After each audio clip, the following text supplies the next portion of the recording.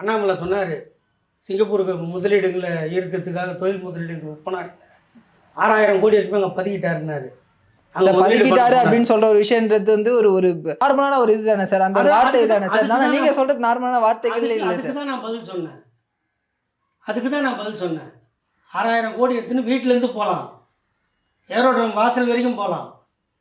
அது உள்ளே யார் போலீஸ் இருக்குது? சென்ட்ரல் கவர்மெண்ட் போலீஸ் தானே. அந்த போலீஸ் என்ன முட்டைக்கு மயிரா பிடிங்குதுன்னு கேட்டேன். என்ன தப்பு? அதுதான் சார், இந்த மாதிரியான சில வார்த்தைகள் தான் அவங்க சொல்றாங்களே தவிர சார் இல்லைங்க.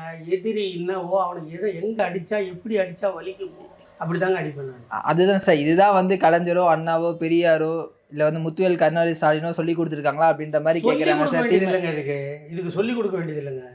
எறும்பு கடிக்குதுன்னா அந்த நேரத்தில் அப்பவே அடிக்கணும். அதை பிடிச்சி தூர போடுவீங்களா? ஒரு தனிநபர் தாக்குதல், அவங்கள பத்தின விஷயங்களை வந்து பேசுறது வந்து எப்படி சார் ஏற்படுது? அவங்க யாருமே தனிநபர் தாக்குதல் பண்ணி சார், அரசின் மீதான குற்றச்சாட்டுகள் தான் சார் சொல்றாங்க.